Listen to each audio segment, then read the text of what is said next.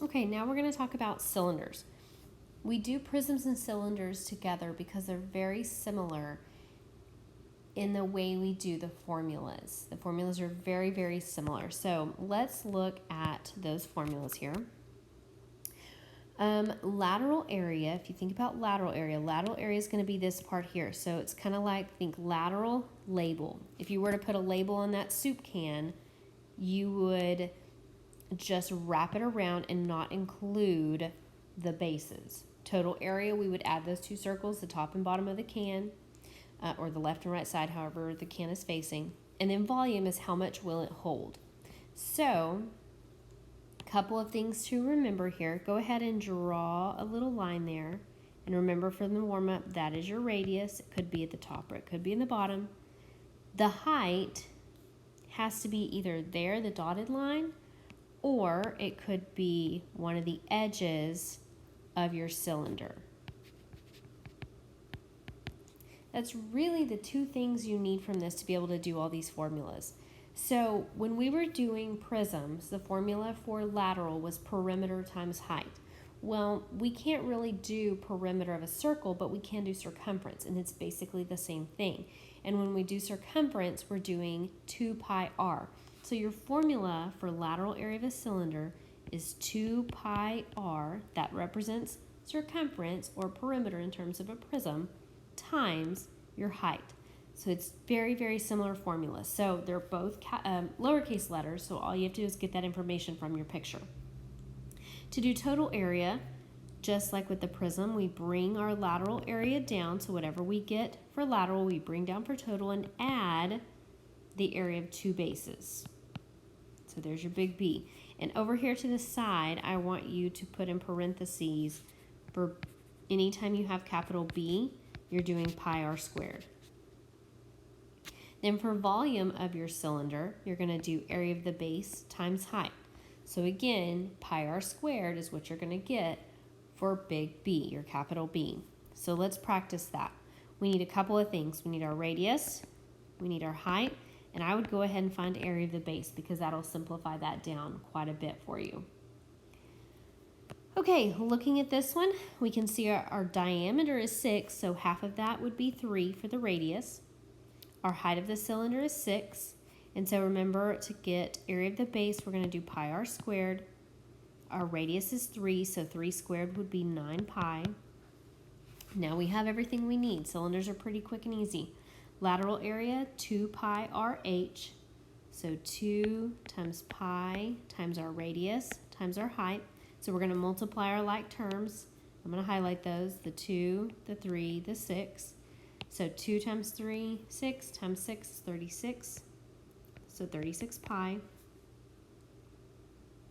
Total area, remember we said we're going to bring down the lateral plus 2 of our area of bases, which we said was 9 pi. So this is saying 36 pi plus 18 pi. Those are like terms. Add 36 and 18, and that's going to get you 54 pi. Volume, the formula says area of the base, which is 9 pi, times the height of 6. You can multiply with pi in there. 9 times 6 is 54. Throw the pi at the end. Notice up here in the directions it says exact. So as much as we can, I want us to leave everything in terms of pi and not plug it in with decimals in the calculator. Some of your assignments, you'll use decimals, so just pay attention to the directions.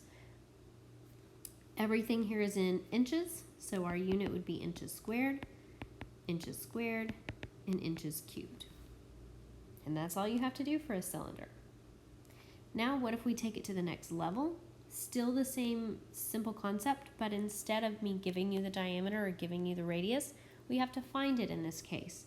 So let's go ahead and make our list. We know we need the radius, we need our height, and we need area of the base. We can see our height is 5, that's in the picture, but we don't see our radius. We know that our radius is represented here and here. And we can see that it's built into a right triangle, and the radii are all the same. So if those legs are the same, that means it's isosceles, which means we can use a 45, 45, 90 triangle. It will always be that way in a cylinder because all your radii are the same.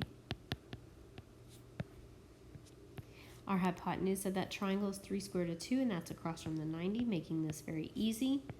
Our radius is 3.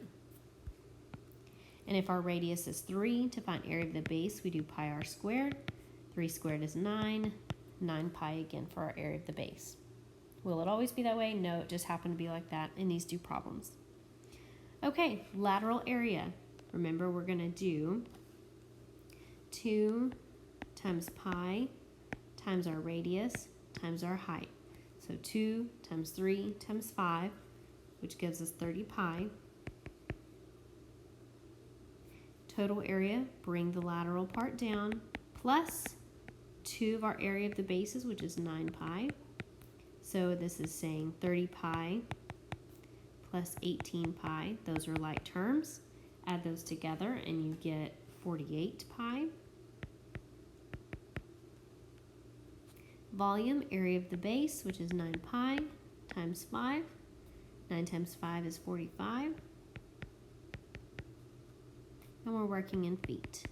So feet squared, feet cubed. You're going to have to show your work on this for me to give you credit. I want to see you find those crucial things first. So in this case with cylinder, your radius, your height, your area of the base, and then I want to see what you're plugging into the formulas. So show me that work and you will be really good at this.